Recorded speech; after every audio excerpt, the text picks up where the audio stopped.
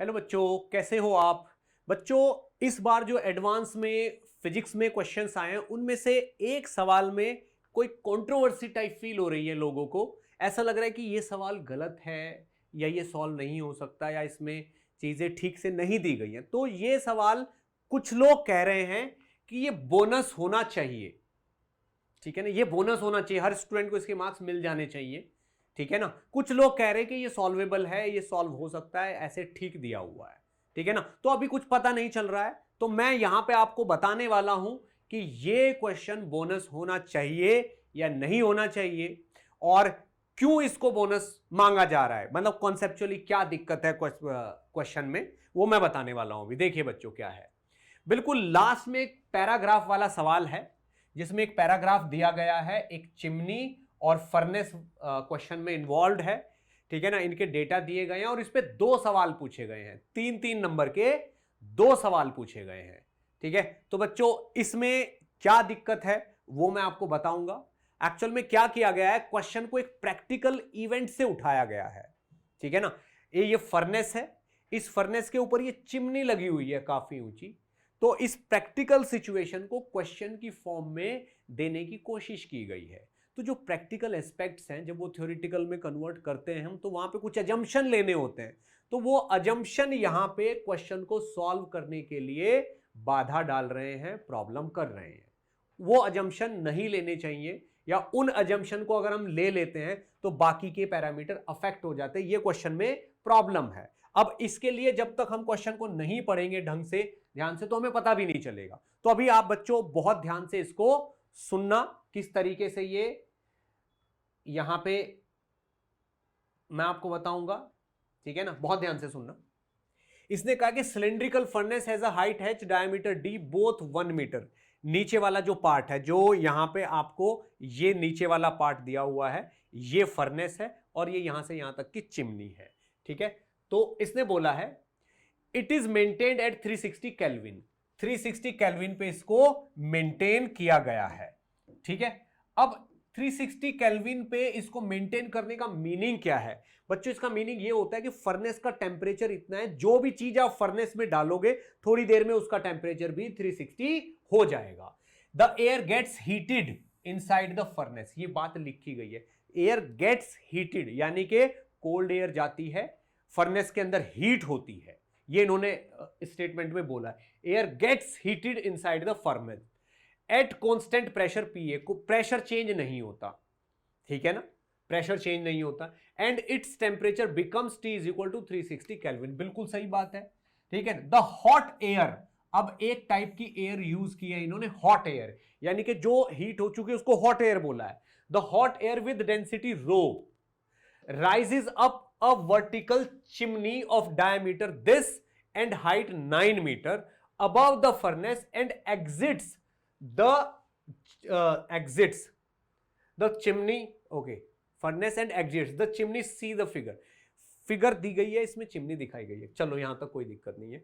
As a result atmospheric air of density, अब दूसरी type की एयर भी यहां पे बोली गई है, एटमॉस्फेरिक एयर, और एक एयर बोली गई है हॉट एयर, यानी कि जो बाहर एटमॉस्फेयर की एयर है उसका टेंपरेचर कम है, वो फर्नेस में जब जाती है उसका टेंपरेचर बढ़ जाता है और उसको हॉट एयर हम प्रोनाउंस करते हैं।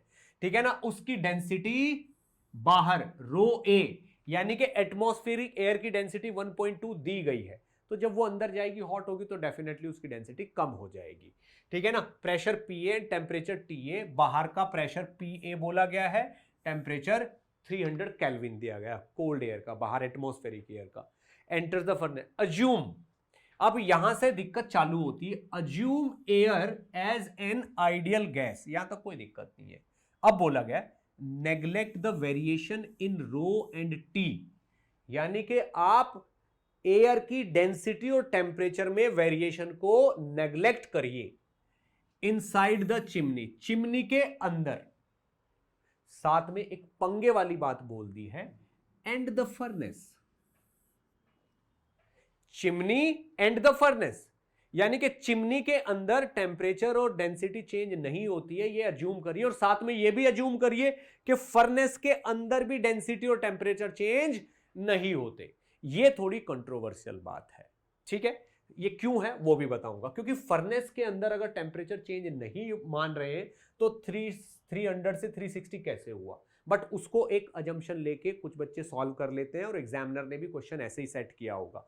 अब बोल रहे हैं also ignore the viscous effect. ठीक है भाई, ग्रेविटी 10 लेनी है, पाई की वैल्यू लेनी है। अब क्वेश्चन नंबर 1 आता है मेन पॉइंट।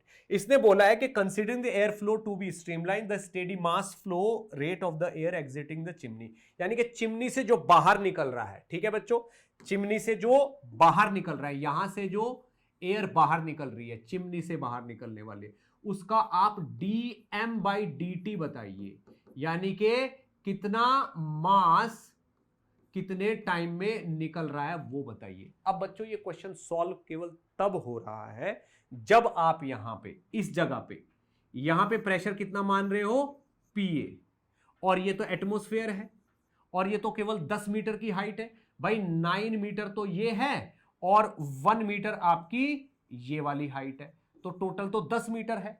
तो ग्राउंड से अगर आप 10 मीटर ऊपर जाते हो तो एटमॉस्फेरिक प्रेशर में चेंज नहीं आता, ठीक है ना। लेकिन यहां पे क्वेश्चन तब होगा जब यहां पे आप एटमॉस्फेरिक प्रेशर मानोगे और यहां पे प्रेशर का चेंज मानोगे आप, कि चिमनी के एंड तक प्रेशर चेंज हो चुका है, यानी कि यहां पे प्रेशर कितना होगा, PA minus rho atmospheric air वाली जो डेंसिटी है वो इंटू G इंटू 10, ये आपको प्रेशर मानोगे यहां पे तब जाके। अब इसी चीज को कुछ लोग अग्री नहीं कर रहे हैं कि भाई यहां पे प्रेशर का चेंज मानना थोड़ा कन्वेंशनल नहीं है, ठीक है ना।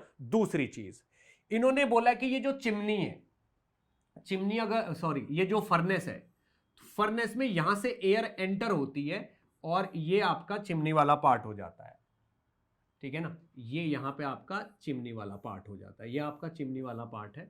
तो यहां से जो एयर एंटर हो रही है, इन्होंने बोला फर्नेस के अंदर टेम्परेचर चेंज नहीं होता, लेकिन फर्नेस के बाहर कितना है 300, फर्नेस के अंदर कितना है 360, यानी कि फर्नेस के जस्ट बाहर और जस्ट अंदर टेम्परेचर चेंज हो चुका है, डेंसिटी बदल चुकी है, डेंसिटी चेंज हो चुकी है। तो फर्नेस के अंदर जाके जस्ट इस लाइन को क्रॉस करते ही डेंसिटी बदल गई है, तो यहां पे भाई इक्वेशन ऑफ कंटिन्यूटी वैलिड नहीं है, नहीं लगेगी। तो लेकिन इक्वेशन ऑफ कंटिन्यूटी लगाए बगैर क्वेश्चन सॉल्व भी नहीं हो रहा है, तो भाई इक्वेशन ऑफ कंटिन्यूटी लगाना भी यहां पे थोड़ा सा कन्वेंशनल नहीं है, ठीक नहीं है। तो ये कंट्रोवर्सी का पॉइंट हो रहा है।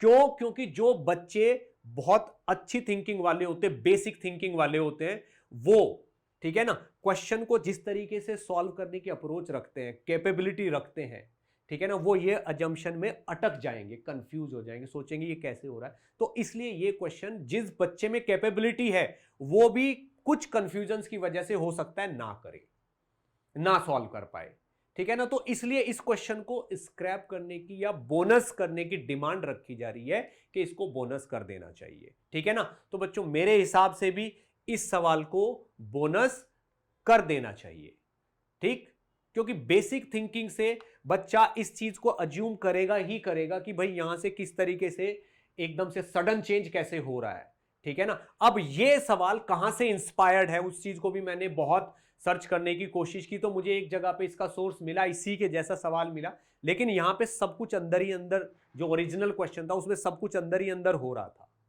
ठीक है ना। और ये बाहर वाली चीजों से इंडिपेंडेंट कैलकुलेशन थी उसकी, ठीक है ना। लेकिन यहां पे ये बाहर जो यहां पे प्रेशर और यहां पे प्रेशर हमने अलग अलग लिया है, ये भी बहुत सारे लोगों को डाइजेस्ट नहीं हो रहा है, ठीक है ना। तो बच्चों मैं ये नहीं कहता हूं कि मैं बहुत, मेरी बात बिल्कुल सही है, हो सकता है मेरी सोच गलत हो, ठीक है ना, क्योंकि ये क्वेश्चन सॉल्व हो जा रहा है, आंसर भी आ रहा है अगर हम ये अजम्पशन ले रहे हैं तो, ठीक है ना। अब यहां पे और यहां पे अलग अलग प्रेशर लेने से और बहुत सारी चीजें डिस्टर्ब हो जाती। कुछ लोग ये भी सोच रहे हैं कि यहां का प्रेशर एटमॉस्फेयर अगर अलग है, अंदर का यहां का अलग है, ठीक है ना, तो भाई ये चिमनी में इस जगह पे यहां पे तो एयर में एक्सेलरेशन आ जाना चाहिए। तो बहुत सारी चीजें, बट ज्यादा हमें सोचना नहीं है, ठीक है ना। तो भाई इस सवाल को अगर देखा जाए तो बहुत अच्छी तरीके से फ्रेम नहीं किया गया है, तो ये क्वेश्चन बोनस हो जाना चाहिए।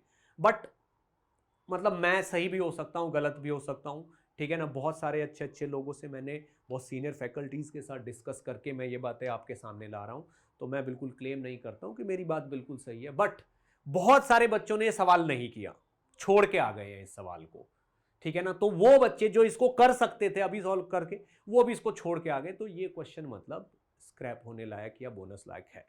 ठीक है बच्चों, चलिए बेस्ट ऑफ लक।